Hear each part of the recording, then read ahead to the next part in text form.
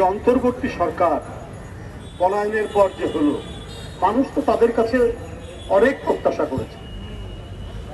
তারা সংস্কারের কথা বলেছে, সে সংস্কারও মেনে নিয়েছে যে একটা নির্দিষ্ট সময়ের মধ্যে আপনার করে নির্বাচন দিন। বিএনপির পক্ষ থেকে বলা হয়েছে সরকার এই ব্যাপারে নিরুত্তর, নিশ্চুপ। কেন? উদ্দেশ্যটা কি? আপনারা কি অত্যন্ত দুর্বল জাতি আপনারা বাড়ানোর তৈরি করছেন? এটা কি একটা মুক্তিযুদ্ধ হওয়া একটা জাতি, ৩০ লক্ষ জীবন দেওয়া একটা জাতি, ১,৫০০ শিশু বাচ্চা তরুণের জীবন দেওয়া একটা জাতি, সেই জাতিতে পার্শ্ববর্তী দেশ তার ইচ্ছা মতো লোক ঢুকাবেন বিভিন্ন সীমান্ত দিয়ে, আর আপনারা নিশ্চুপ? তাহলে তো শেখ হাসিনা যেমন করেছেন আপনারাও তাই করছেন। আমাদের সীমান্তে লোক হত্যা করলে শেখ হাসিনা একটা প্রতিবাদ করতেন, তুই শব্দ করতেন। আজকে কেন একেবারে নিশ্চুপ, নিরুত্তর অন্তর্বর্তীকালীন সরকার? এই সরকারকে তো সমস্ত গণতান্ত্রিক শক্তি, রাজনৈতিক দল সমর্থন করেছে। কোন সাহসে পার্শ্ববর্তী দেশ থেকে তারা তাদের লোক জোর করে আমাদের সীমান্ত দিয়ে ঢুকিয়ে দিচ্ছে?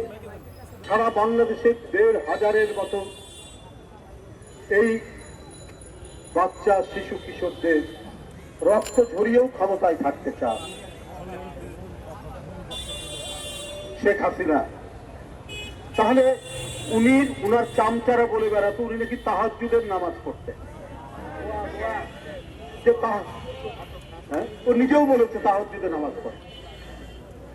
আর আপনি যদি তাহাজ্জুদের নামাজ পড়তেন পড়েন, আপনি রসুলের একটা বাণী যদি আপনি আত্মস্থ করতেন, আপনি গৌতম বুদ্ধের একটা বাণী যদি আপনি মনে মুখস্থ রাখতেন, যীশু খ্রিস্টের একটা বাণী যদি মুখস্থ রাখতেন, তাহলে আপনার কোনোদিন একটা শিশুকে হত্যা করার মতো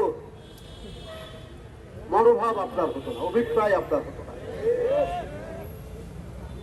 আপনি কিছুই মানতেন না।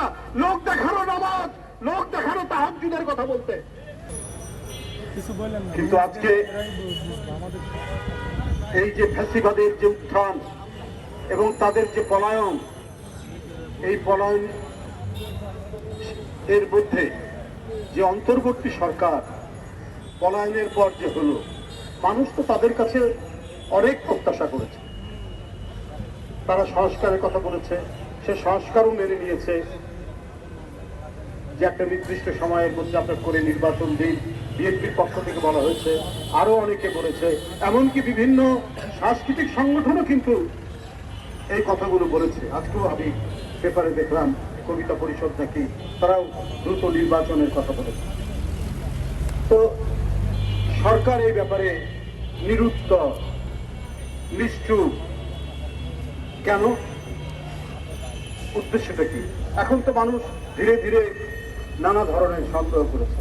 আর সবচেয়ে বড় সন্দেহ করলো হচ্ছে যে সাবেক রাষ্ট্রপতি, যিনি খুনের আসামি, তিনি দেশ ছেড়ে চলে গেলেন।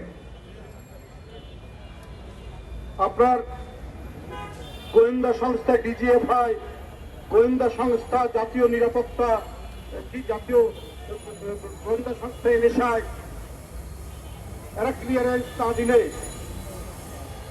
কি করে উনি যেতে পারেন? এমন রাষ্ট্রপতি যে বাংলাদেশের পরিবেশ নষ্ট করার জন্য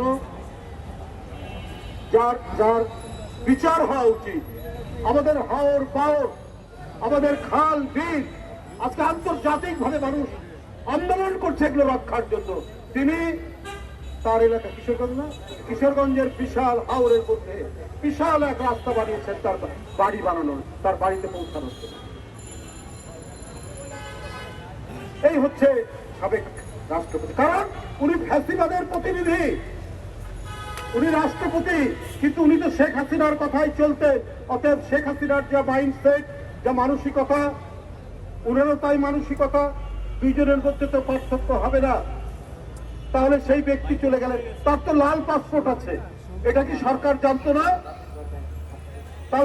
তার লাল পাসপোর্ট বাতিল করা হয়নি, এটা তো সরকার জানে। এটা কি এনএসআই ডিজিএফআই জানে না? তাহলে কি করে যেতে পারলো